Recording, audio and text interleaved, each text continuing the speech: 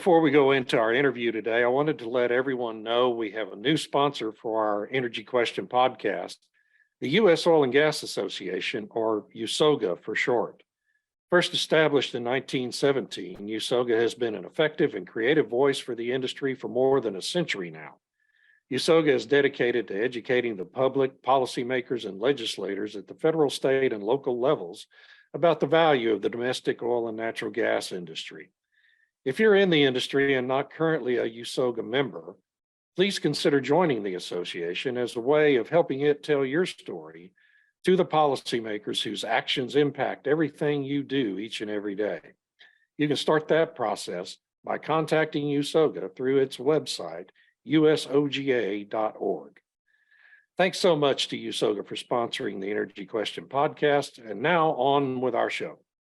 Hey, welcome to the Energy Question with David Blackmon. I'm your host, David Blackmon, and my guest today is going to be a departure from our normal fare, but I wanted to do this interview because it's about a subject that I think is just vitally important to everyone in our society today. Our guest is Dr. Stanley Ridgeley. He's the author of a new book called Brutal Minds, which is an exploration of how our students are frankly being brainwashed on most of our university campuses today by people who are completely unqualified to be interacting with these students. And Dr. Stanley Ridgeley, doctor, and I'm going to call you Stanley as you invited me to do. Welcome to the show. Well, I appreciate it, Dave. It's a pleasure to be here, and I'm looking forward to speaking and sharing these ideas with your audience. So I think it's really anyone concerned with higher education and how it has a cascade effect on our society will be interested in, I think, in our conversation today. And just so everyone knows, I'm not going to spend a lot of time reading Mr. Ridgeley's complete bio, but we'll post it with the show notes. Go ahead and do that. That's fine. We got. I'm kidding. Well, let's do it because I want people to know that you're not some guy off the street. Okay, you're incredibly well qualified to be writing this book. Dr. Ridgeley he's a full clinical professor of strategic management, holds a doctorate and master's in international relations, security in the Soviet Union from Duke University, and an international MBA from Temple University's Fox School of Business. He has also studied at Moscow State University and the Institut de Gestion Sociale in Paris. Pardon my French. So again, well qualified, a real scholar, a professor currently at Drexel University. And thank you again for doing the show. I appreciate it. We're right. I'm broadcasting from my office. This is where the magic happens. Exactly. So before we get into the interview, I want you to just take a couple of minutes and talk about the reasons why you felt really obligated, I think, to write this book. And it's based on real experiences you've had on campus, firsthand observations, correct? Oh, correct. And it's also based, it's not an autobiographical kind of account. It does integrate some of my own perspectives and my own experiences, but it's mainly looking at what the brainwashers or thought reformers on the campuses say about themselves. And what they say that they're actually doing, why they're doing it, where they're doing it, how they do it, and who they are doing it to. How did I come to this book? Well, to really truncate this story is the fact that I started out 6 years ago writing a different book. I was going to write about the effects or the impact of neo-Marxist critical theory on management and business. That seems reasonable. That this really used to be. That's happening too, right? Yes, it certainly is. Yeah, we'll talk about that in another interview. Yeah. Well, yeah, and there is a great deal of impact by the critical theorists on management and how it's infiltrated, how we teach business, and that sort of thing. But as I did the research and I tugged at the bibliographical threads that held all of this edifice together, this tapestry of critical pedagogy together, I discovered a bureaucratic mechanism that explains why and how we have this left-right incredibly disjointed ratio of left to right on the college campuses, and why it matters more now than it ever has in the past. There's a big difference now, and that is the major contribution of Brutal Minds, that this bureaucratic mechanism actually exists. It is producing and reproducing I would say, a really off balance, disjointed left to right ratio, not necessarily in the faculty, but in the bureaucracy. Right. And I can cite the actual ratio. This is from the research of Samuel Abrams at Sarah Lawrence College in the last 2 years. His research shows that, well, where the ratio of liberal to conservative on the campuses and the faculty is 6-1. Now, we can deal with that. We've always had to deal with that, right? And for the most part, most of those folks on the left are reasonable, traditional liberals, that kind of thing. The problem comes in the bureaucracy, and that ratio is 12-1. Yeah. You say, well, my gosh, why would the bureaucracy outweigh? Aren't these just functionaries that make sure that the pizza's hot and the sound system works and put people in dorm rooms, that kind of thing? Why would they necessarily be extremist left? And that's what we're talking about here. Well, Brutal Minds tells you exactly why, and it tells you why it's important, because it is these people, with all of their access to students 24/7 on the college campus, they try to immerse college students in a really extremist left-wing ideology. And the classroom ideology is only a small percentage of the time a student has on the campus. Right. The other 98% of the time is where these bureaucrats, who are usually mediocre, generally speaking, and I'll tell you where they come from and how they're trained in a moment. But that's where the problem is. That's where the problem is getting worse. And I will tell you why the problem is getting worse, because this bureaucratic machine is reproducing itself, generating substandard people who believe themselves to be college educators. That's their term, college educators, who are non-faculty, and pumping them back into the university, where they have almost unfettered access to students and are messaging them 24/7 in a process that they call milieu management. Right. And this is all like basically at most, if not all universities, run through what we call the student affairs department, right? Correct. Who are people who are supposed to manage housing and calendars and things like that. And so what we have, we have this popular understanding of, well, we have academic affairs over here. That's Dr. Ridgeley, right? And, physics and chemistry and history. And over here we have student affairs. And people tend to think, well, that's extracurricular stuff, the housing and the orientation and the fun, the smiles on their faces and playing games, making sure the dining hall works and that everything, the dorm room assignments are made and that sort of thing. So we kind of think of it as a benign functionary kind of thing. Well, that's far from the truth. That is far from the reality, although the student affairs folks, would love for people to continue to believe them to be this benign kind of anodyne group of people on the campuses, just helping students to grow, helping students to develop, and that's their terminology, which they mask their ideological indoctrination. I know you've read Brutal Minds. You know what's really behind that. Yeah. Yeah, I've mainly listened to it on an audiobook version, which it's become a habit of mine, but I've also read. I go back and forth, and it's become my habit for consuming books. And I have to tell you, it's a frightening book. I have 2 granddaughters who will be going into university, hopefully within the next 6 to 8 years. And the thought that they're going to be subjected to this sort of thing is really frightening to me. You point out that the tactics these people are using to brainwash these, it's effectively a brainwashing operator. It's right out of the Maoist Playbook, right? Yes, it is. And in the Maoist Playbook of coercive persuasion, and Sao Tzu was what they called it, the idea of brainwashing or thought reform or re-education, really came from the United States in the work of Kurt Lewin in the 1940s. He's an MIT social psychologist, very well respected. He developed a program that he called re-education. If you ever wonder where that word came from, it came from Kurt Lewin, and he coined it in it was a positive thing for Kurt Lewin. Because he had developed a program we call it now encounter groups. He is known as the father of the encounter group. And this program was designed to help criminals move beyond their belief system that has allowed them or encouraged them to be criminals. And he wanted to remedy this so there would be no recidivism in the criminal class. And so he developed a 3-stage brainwash program, re-education program, that was unfreezing the belief system, changing it, and then refreezing that belief system with activities designed to prevent backsliding into a life of crime.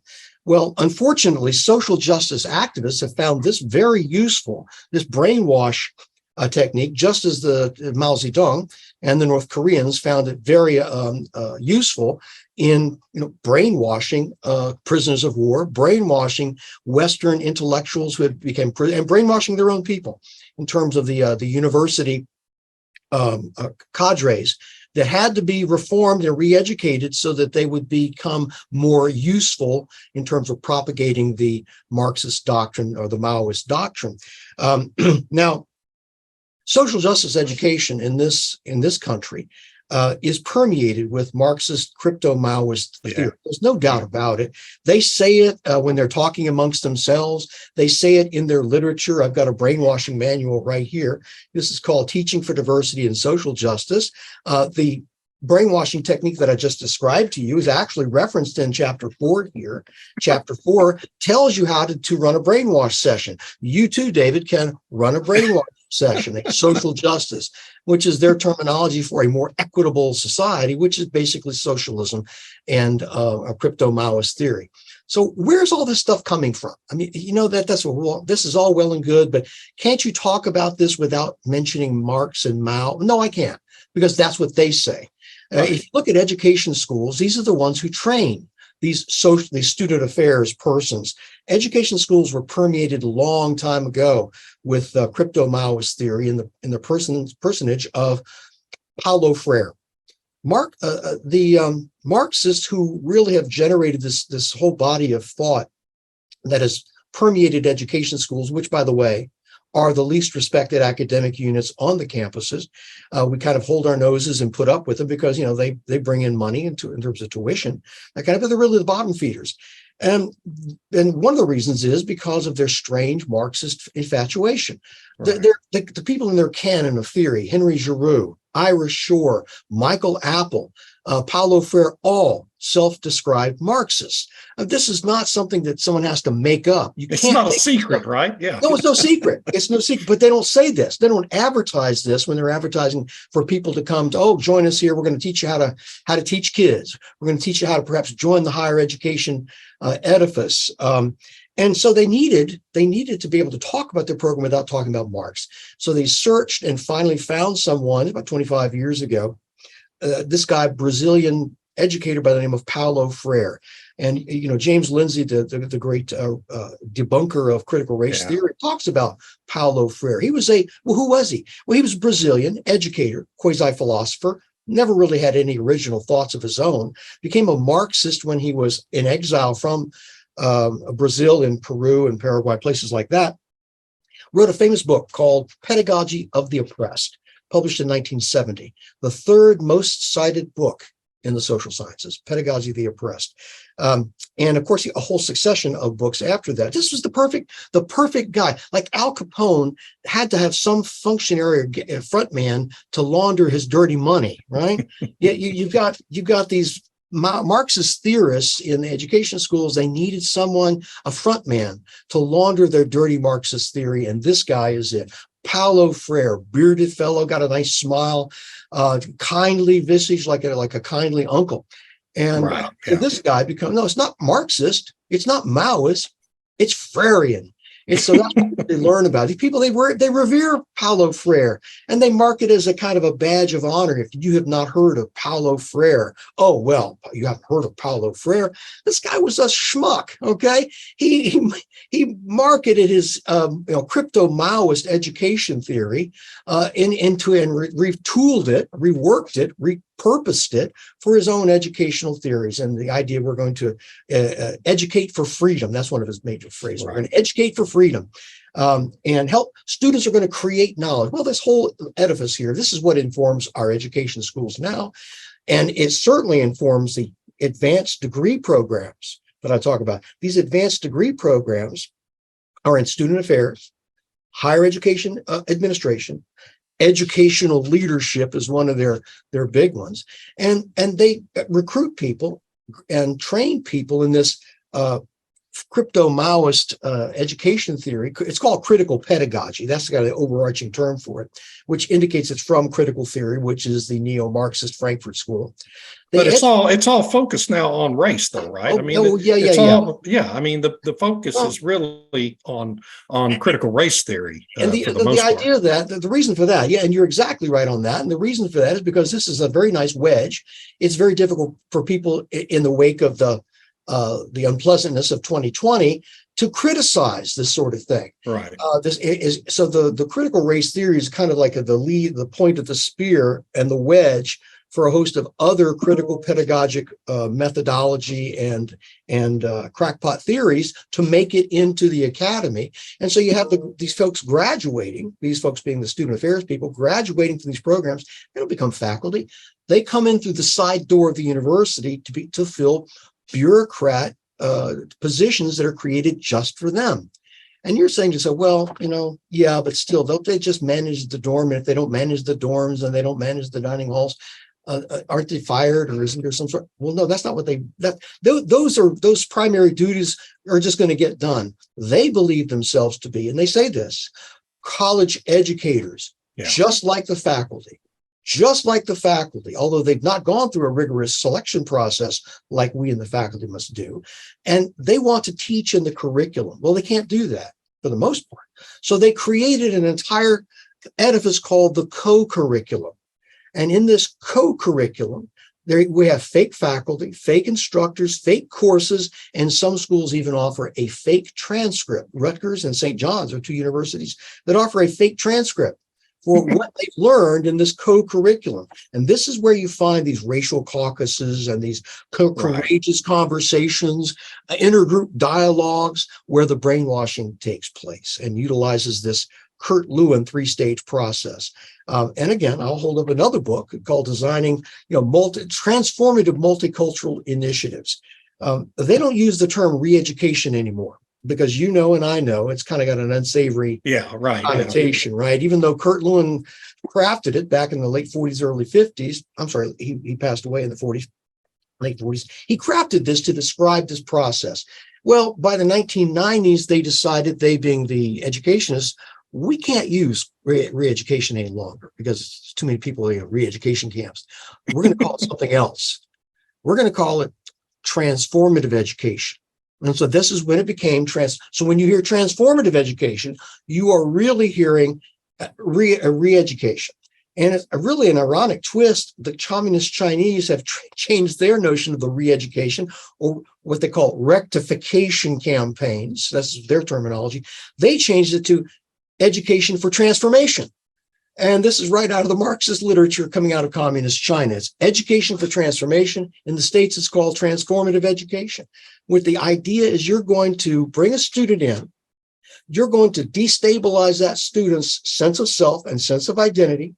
You're going to make, till the soil and make it ready for this transplantation of a belief system. We're going to replace the belief system you brought from home, and we're going to replace it with one that is imbued with critical consciousness. And then we're going to perform a whole bunch of reiterative activities, give you work to do the work, so that you don't backslide into your old ways of thinking. This is the brainwash that's going on every single college campus in America, where there is a significant student affairs presence. We're filled with people who have gone through this type of program.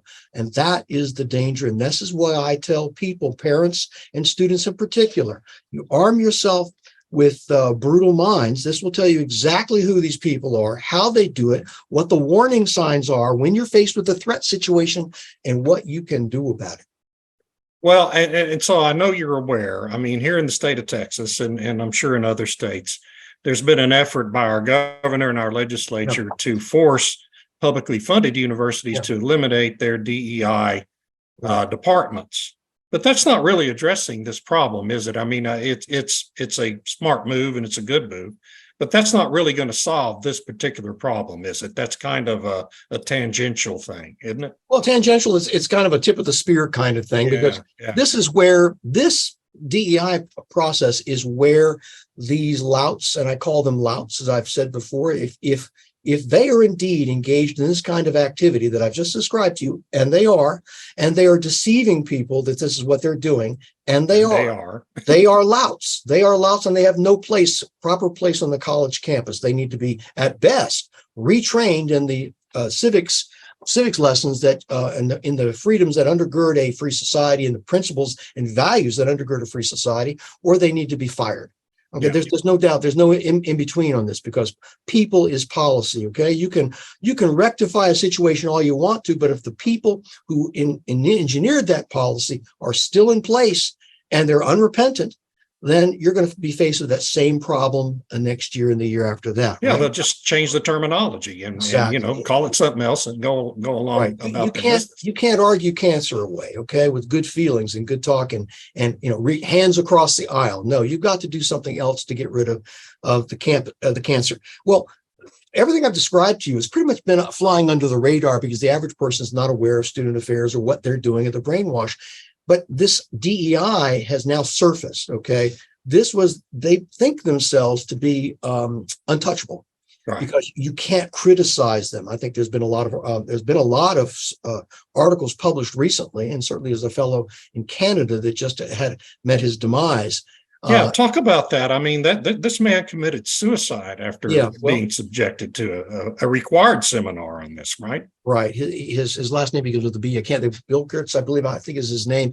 He was a Canadian educator, well-respected liberal gay man who was a progressive in every sense of the term, and someone who had always pushed the liberal line in education. He was not an ally of mine at all, probably. I'm just guessing here. I've just read his story just this morning, which was published on the Free Press. And here's what happened was he went to a DEI session, and he merely said, look, the situation as you've described it here in Canada as being, white supremacist, anti-colonial, is however you want to describe it, is certainly not as bad as you're making it out, certainly not in comparison to what they have in the States.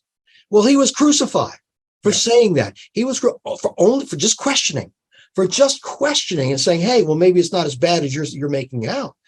He didn't disagree with the person, just said maybe it's a matter of degree.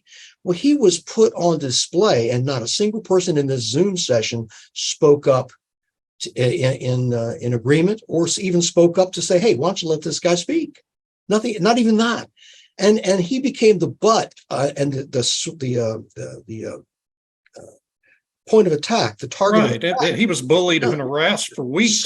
Several sessions. He came to. Finally said, I'm not going to do this. He launched a lawsuit for harassment. Yeah. Finally, apparently, whatever was inside him broke, and he committed suicide by jumping off a 16-story building. And he did this quite recently, middle of July. And I think that it exemplifies the type of psychological manipulation, behavior modification. And for my part, this person never would have survived past saying what this person said to this man right here. You're going to hire a lawyer. Defamation is defamation, slander, hate speech, anything you want to call it. That's what goes on in many of these sessions where people are concerned or believe themselves to be invulnerable to this type of. And what they do is when someone asks a question, they label this rather than answer the question, which would be the simplest thing to do. They label the person who asks the question, you're engaging in resistance. You're engaging in diversity resistance, which really means I can't answer the question. So I'm going to accuse you of doing nothing but resisting what I'm saying by asking a question. This is the Achilles heel. And once people understand that this is the tactic that they use, that in other words, it's one of those things like it's part of a conspiracy theory, that if I question your conspiracy theory, that means I'm part of the conspiracy. And right. This is the stock and trade of what these DEI people are doing. I'm delighted that the governor of Texas and the governor of Florida and that other entities, state legislatures, are making moves in that direction in Iowa and in Virginia.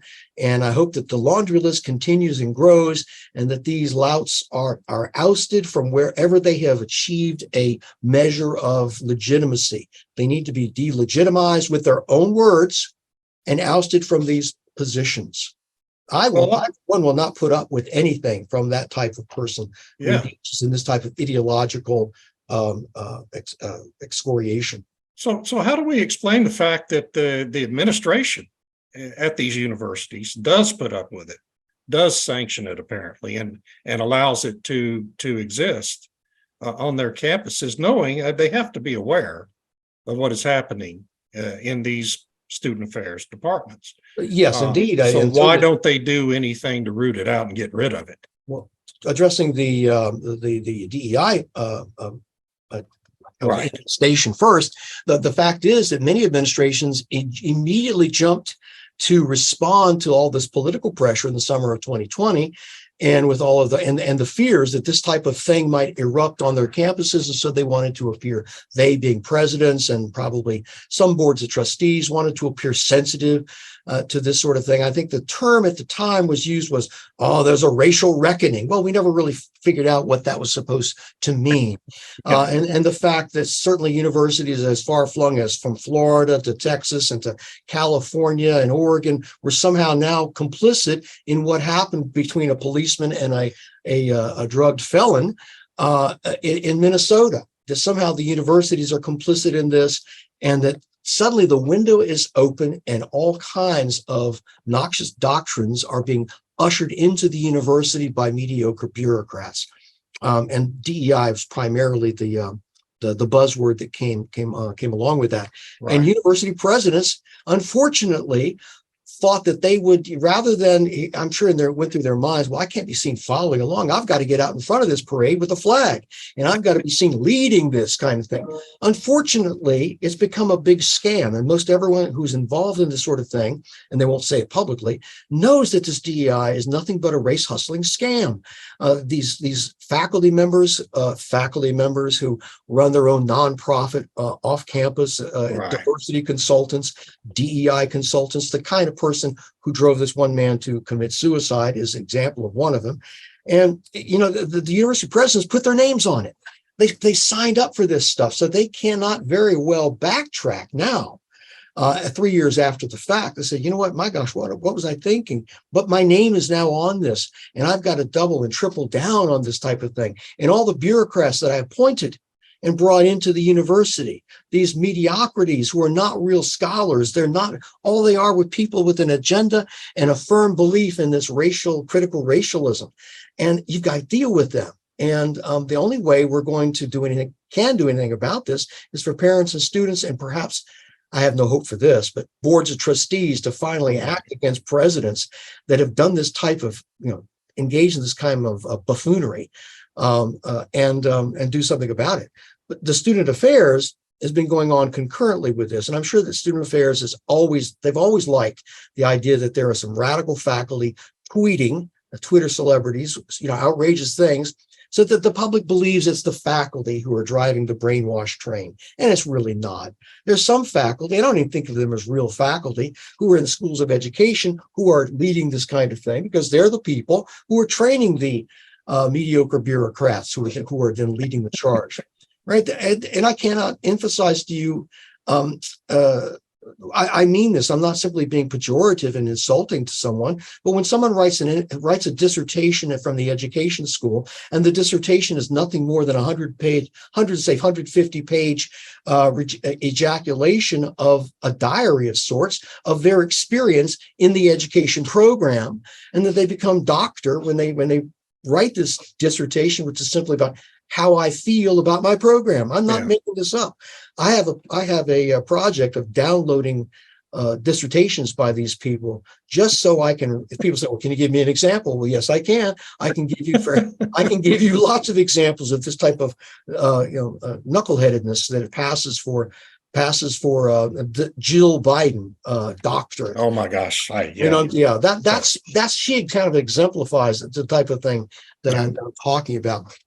And so, how do we deal with that? Well, student affairs is not really viewed as a problem on the college campus, primarily because the people who should be monitoring and overseeing student affairs are the student affairs people themselves. They have succeeded in the last 20 years in this process of training and hiring people to really stock the bureaucracy with the types of people who are mutually supporting. It's kind of incestuous hiring, right? It's professional incest. Now, there's a third element of this bureaucratic machine that I mentioned. I talked about the education schools who train these people to come into the bureaucracy, who teach these fake courses. Well, over here we have an off-campus, as in most fields, we have off-campus professional organizations. And there are two primary organizations. One is the ACPA, and the other is the NASPA, the NASPA. And these two organizations are basically the crucibles of indoctrination, and they are membership organizations. They have a total membership of around 25,000, I think, of these student affairs educators who go to these conferences and who are trained in these institutes and workshops how to run these co-curricular activities and to imbue the ideology. These organizations are 100% completely permeated with crypto-Maoist ideology. This idea that the university must be, quote, decolonized. This is one of their mantras, right? Decolonize the university, which basically means we're going to destroy the traditional university and transform it. This organization, I even have their mug right here. This is a mug that they sent me because I joined them to find out what they were up to. It's the ACPA. Their motto, it's right here on the mug: boldly transforming higher education. Think about that. Yeah. It's a group of half-baked bureaucrats who are not even in the faculty, and they want to boldly transform higher education.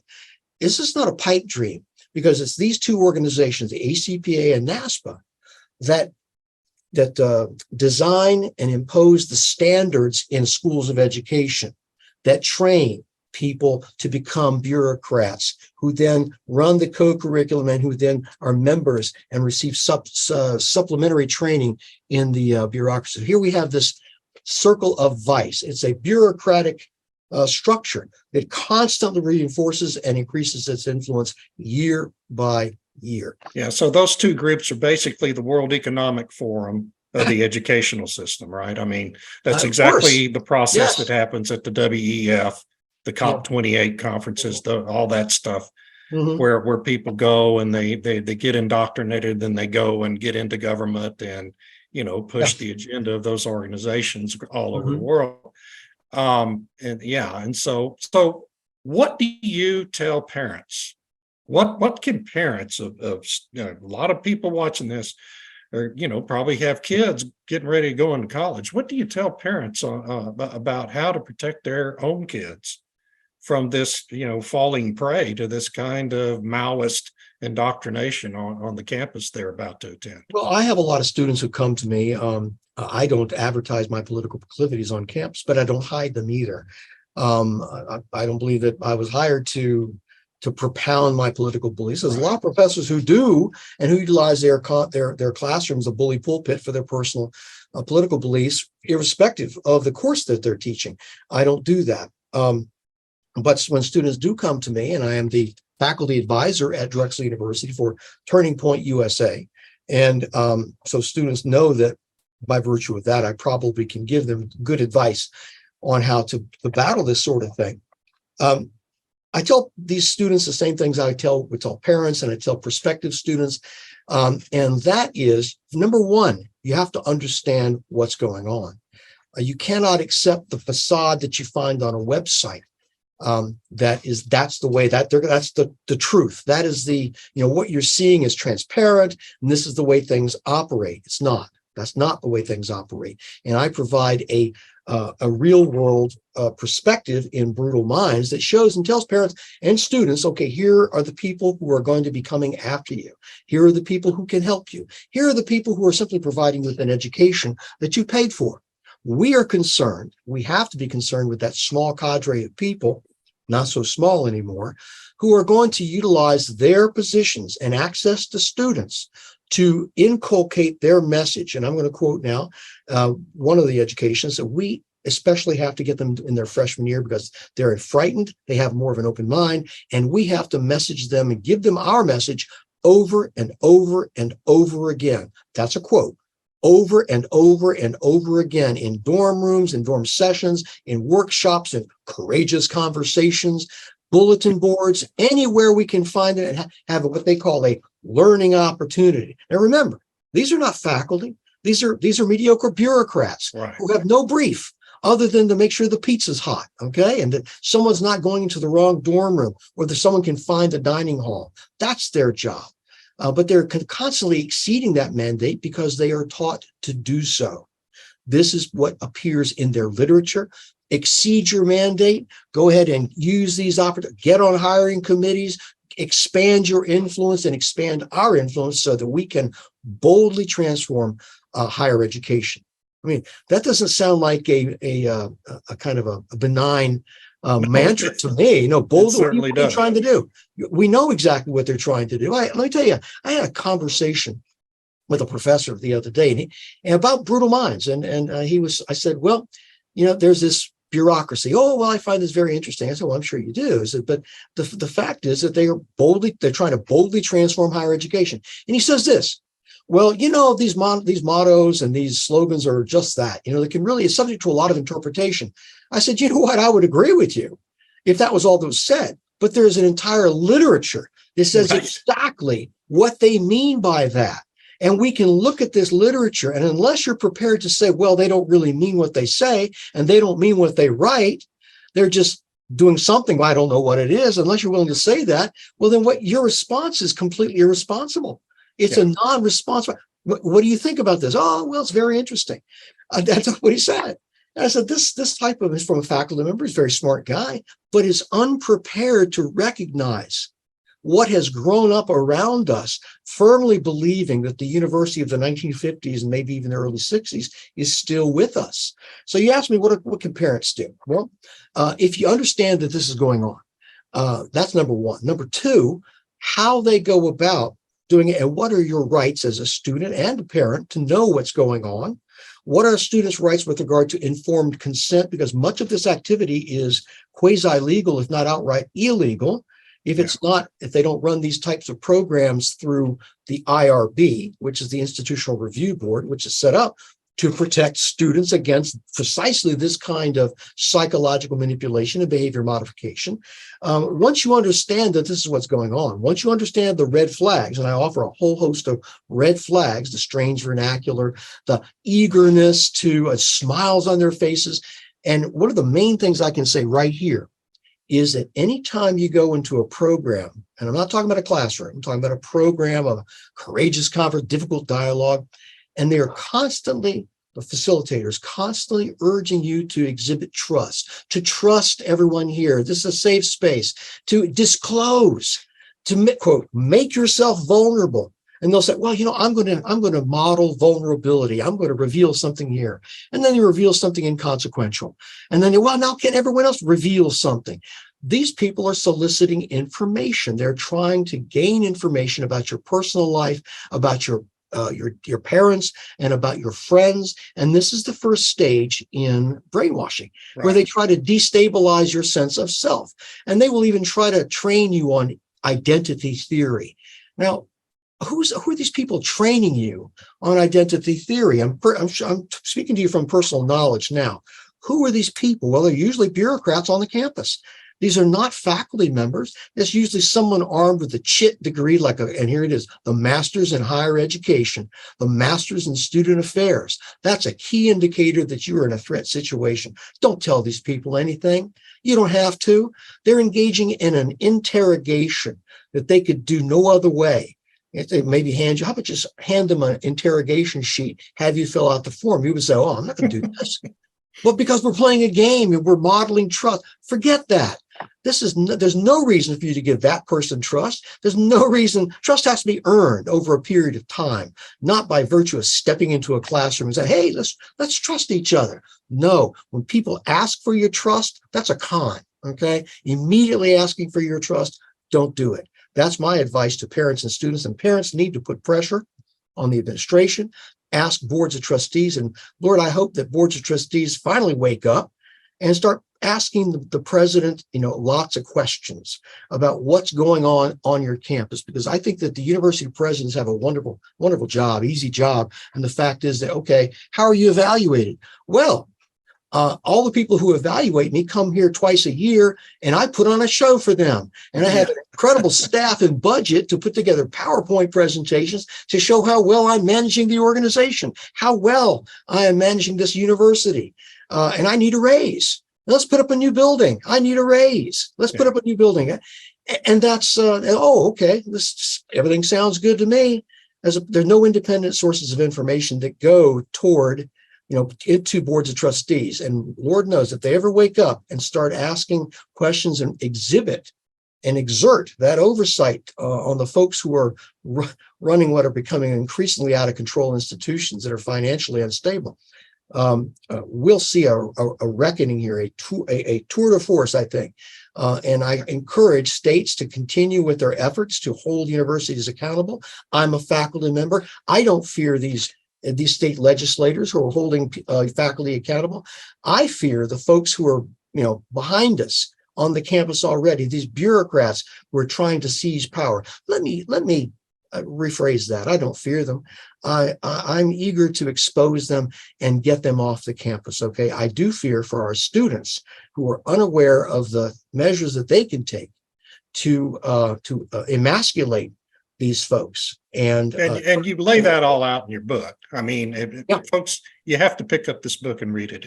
It's one of the most important books you will read. I promise you, it will scare you as much as it scares me. But he lays all of this out in very, very straightforward and unambiguous language and in great detail. All of it's sourced, footnoted. It's a brilliant piece of work. Everyone needs to get it. These half hours go so fast. I'm afraid we're out of time here. But, thank you for doing it. It's a very important work, and I really appreciate you taking the time to be with us today. Well, I do appreciate it, David. It's wonderful to be here, and as my wife can tell you, I'm willing to talk about this for hours on end. You experienced the hours on end when you got the audible version of my book. I appreciate it. Goes fast, though. I have to tell you, it goes very quick. It really does.